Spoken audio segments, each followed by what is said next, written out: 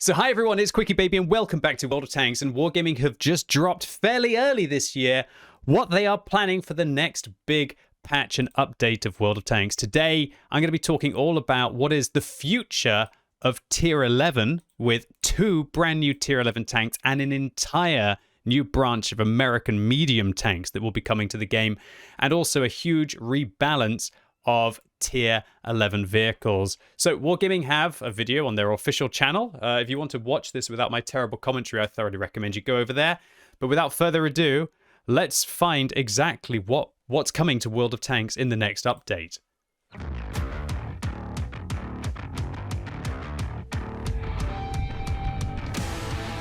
So Wargaming showing off 2.0. The evolution continues, guys.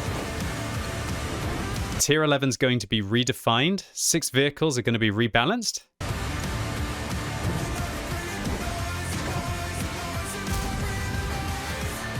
Okay, Leopard 120, what's happening? So we only have icons. We don't actually have any stats. Wargaming don't have the stats because maybe they're not finalized or maybe they're just trying to hint at what's going to happen. So as far as I can tell, this will probably be the accuracy. This looks either like it's heat pen or maybe the heat shell velocity, I think. Looks like they're improving the durability, and it looks like they're improving the gun handling when moving. That would be my interpretation of what's happening to the Leopard. Many of you will have watched my video about what I thought fixing on the Leopard, and for me personally, it was the armor on the top of the turret was just so much worse than the regular Leopard. And yeah, Wargaming had to do something to improve the mechanics of the, should we say, it's not really a charged shot, but how it improved itself depending on how quickly you wanted to fire. So whether that's going to be enough for the Leopard, we'll have to see with the final stats. Wow, ASXX going to be improved as well. What's their plans for the ASXX? Wow. So it looks like they're just flat out improving the reload time. So that's a huge change. They're improving the hit points by the looks of it. Looks like they might be improving, again, either the penetration or the shell velocity. It could be shell velocity or it could be penetration. Looks like they're improving the top speed. They're improving the dispersion when the vehicle moves. And they're improving the dispersion when the vehicle turns the turret. And they're improving, I guess, the accuracy as well. So, wow, a lot to take into account there. I can't believe, are they going to be buffing or nerfing the Chacal? I think it's a perfectly good tank. Holy moly! So it looks like they're improving the reload speed, the top speed. The gun handling when the vehicle's most likely moving, or is that when it's turning? One of the two, it could be turning, could be moving. And also the accuracy. Wow, big buffs. If they're improving that top speed with the boost, that's one thing. It might be just for the boost. I don't think they'll be improving the regular top speed. Massive, though. Okay, the Hirschkäfer. Probably the worst TD in the game at the moment. So it looks like they're improving the reload. I don't know what this means. I'm not sure what this would indicate. Is that just the amount of damage that the charge shot does? Twitch chat, what do you think that icon? You think it's just raw damage? Maybe alpha damage of the charge shot. And it looks like that it's improving the accuracy when you turn the gun, maybe. It could be anything. But yeah, this tank needs a good amount of love. It could just be flat out alpha damage. Oh, Object 432U coming in. Like, maybe this is a hot take, but I don't even think this tank is all that bad. So if I just like lean over here, you'll see rate of fire improvement, durability improvement, armor improvement, and then of its charge shot, it looks like there may be, this probably means they're like reducing the lockout time. They're improving the charge time. Does that just mean like no lockout anymore? That's quite a hard one to demystify. So it looks like it charges faster. Maybe they're going to increase the time that you have when the gun is fully charged, and it's going to have no lockout time afterwards. That's what I think. That'll be really big for the 432U. I honestly think it's in a pretty good position. If Wargaming go overboard on this, it might become kind of outrageous, I think. We'll see what they do with the armor. I think the armor maybe needed a little bit of love. I do think that it doesn't feel like the Apocalypse tank like the 430 does. But man, if they do a double whammy buff of reload, hit points, armor, and improving that, that might be the new best medium.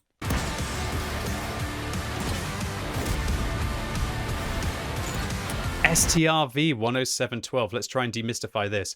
So it looks like it's completely linked to the tank's ability here. It's all the ability. So again, this looks like this is the siege mode. So I think they're going to improve the time that it takes to go into the siege mode.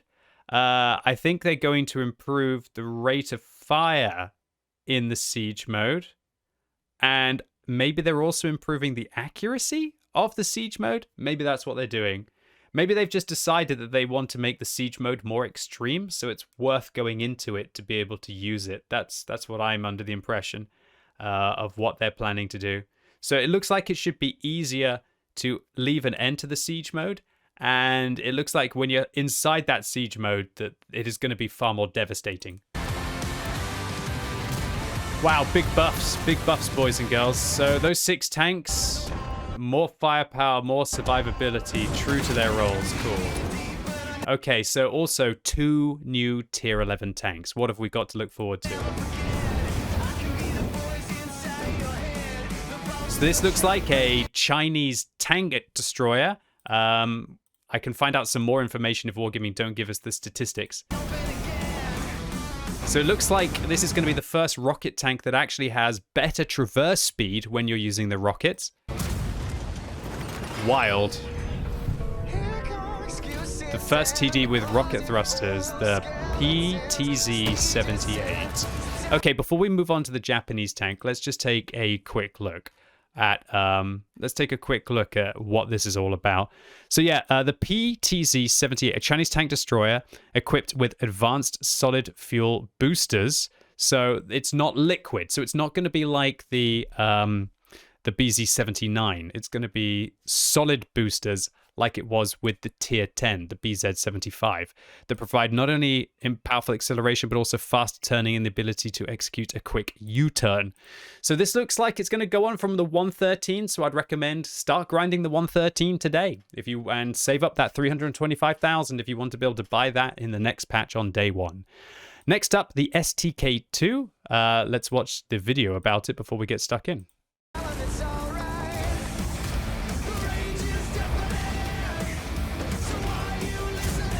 Gun depression, hydropneumatic suspension is clearly Japanese. Okay. So what's that about with the gun heat? Let's go rewind there just a second. So it looks like the gun cools down. I'm not sure if there's a benefit, if it's going to allow you to fire faster, maybe while the gun is hot. Maybe it's probably just going to be inaccurate while the gun is hot. It could just be that. If they make it like that, it's just going to be like the Tier 10. Active cooling system, the STK-2. So it looks like you want to play the Type 71 and uncheck accelerated crew training, or in your Type 71 if you haven't done so already. And guys, as I said when I predicted what the future is of World of Tanks in a video about a week ago, I think that they're going to be doing tech tree tanks for all of them. So you want to uncheck accelerated crew training in all of your Tier 10 tanks if you haven't done so already. Probably don't need to uncheck accelerated crew training in the Tier 10 reward vehicles you have, though, once you've already got the field mods. So that's it. Let's see if we can find out just a little bit more from Wargaming's article. So the STK-2, a Japanese heavy tank with an enhanced active gun cooling system. The vehicle's gun heats up when fired. The higher the temperature, the more its parameters change. Well, they haven't told us how the parameters change. Is it going to have more alpha damage when its gun is hotter? Is it going to have a better rate of fire when its gun is hotter? Is it going to have worse gun handling and accuracy, but that kind of better rate of fire? Interesting. That'll be really weird if there's a different reload depending on when you choose to fire. After each shot, it begins cooling down, returning to its base parameters during reload, allowing for more accurate firing. The updated system gives you more control and flexibility in battle. Interesting. Doesn't seem too different to the Type 71 in my opinion. It'll maybe depending on where you fire, you'll have a different reload time for your next shot. That would be an interesting mechanic. Okay, wow. A whole new USA tech tree, guys. A whole new USA tech tree. Although, when we look at it, it's 4 tanks. If 4 tanks constitutes a tech tree, then yeah, I guess. So, this is going to be leading off the T20. Uncheck accelerated crew training in your T20. And if you want me to guess exactly how much it's going to cost you, if you want to know how much to prepare over the Christmas period. So to get a Pershing was like about 98,000, and a T69 was 118. So I'd save up roughly about 100 to 120k, depending on how prepared you want to be in your T20, if you want to have the new line on release day. But of course, we'll have a test server between now and then, which will tell us exactly what Wargaming's price is going to be. So we have the Ares 75, 85, 90, and the 90C. Wow, so it's autocannons. I really knew that Wargaming were going to do something with this. Why do you think they've been doing so many overwhelming fire inside the arcade cabinet? The reason for the overwhelming fire was not just to provide a fun game mode for you guys, it was so that they could test out all of the different types of ideas that they had for autocannons, and then really like cement in on what I guess you had the most fun with, or what was the most overpowered, what was the most effective, and so on and so forth. So it looks like they've gone for that with an American autocannon medium line. Honestly, these tanks, I think they'll be so fun for me. I love autocannons. I love the Tessac. Even if the Tessac isn't the most competitive tank, I think it's a really fun one. And so I'm really looking forward to seeing exactly how these ones will perform. They could be absolutely awesome. I'm really interested to see what their mechanics will be like. Will it be like the quad cannon? I can't remember what the name of it was inside the Overwhelming Fire game mode. The one that was on the Sheridan kind of hull. The Hailstorm, I think it was called. Will it be like that, where you can just keep absolutely blazing away for the whole mag and then you have to have a reload? Or will it be like the M5Y tank, where you kind of could fire as much as you want, but then had to like wait for the gun to cool down again? It'd be very interesting to see what its mechanic will be like. Wow, that means they've got reserve tracks as well. So they're like the M5Y line with regards to their reserve tracks. So unstoppable mediums that have auto cannons, bring it on. Nasty, nasty, nasty tanks to have to deal with, guys. Okay, so it looks like this is answering my question. So it looks like the gun, if it overheats, you have to let it cool down. So I really like that mechanic. In the Tessac, it's kind of just, you have a mag, you dump it out, then you have to reload. It's kind of like an autoloader that just fires a lot of shots rather than just having a long intraclip reload. This one could be really cool to like rip the gun and then kind of just make sure you never get to a stage where you lock out, and then just keep like going tap, tap, tap, tap, tap, tap, tap, tap, tap, tap to make sure you still kill the target as quickly as possible without triggering that huge reload. Could be fun. Could be fun. Could be fun. Oh, exciting. Let's go. Wargaming really going for it with their trailers, aren't they, guys? That's for sure.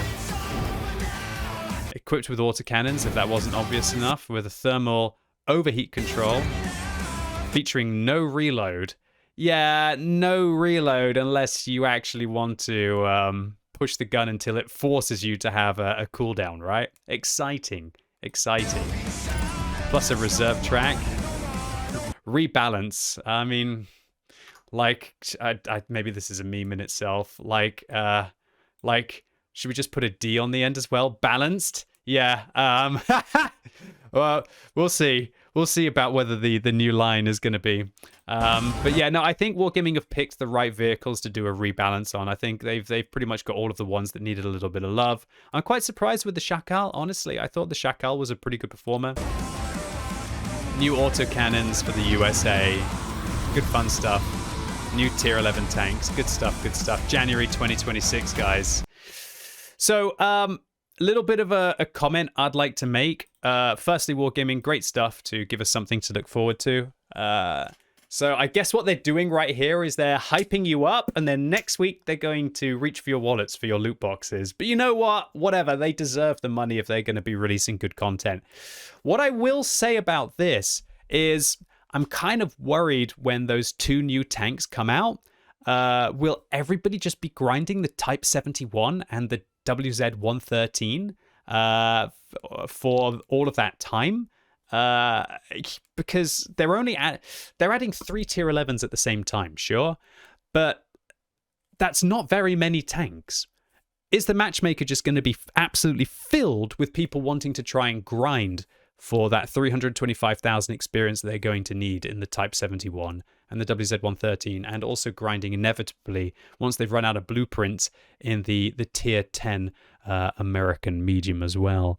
I personally thought that Wargaming were going to release maybe more like 2 sets of 6 every 6 months.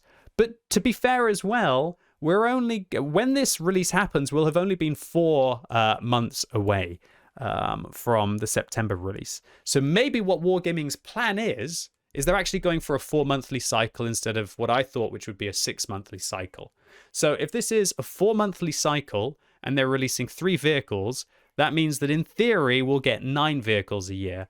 I personally thought that we were going to get more like 12, but maybe they've been very busy, and maybe for the next cycle, which maybe we'll see in May, maybe that's what they're going for. They're going for that kind of like the May cycle, and then they'll hit September and they'll hit January. That might make sense to fulfill their goals, because September is that awkward period where people kind of go back to school and they get busy, and there's not so much to do for them usually inside the game. So maybe what Wargaming's plan is 3 to 4 tanks in January, 3 to 4 tanks in May, 3 to 4 tanks in September, and then back to January again. So it kind of matches what I was thinking with them releasing about 12 tanks a year. And if they release more in May, if that's what they're going to do, what I'd be kind of disappointed about is if they're planning on only kind of like releasing vehicles in September and January in batches.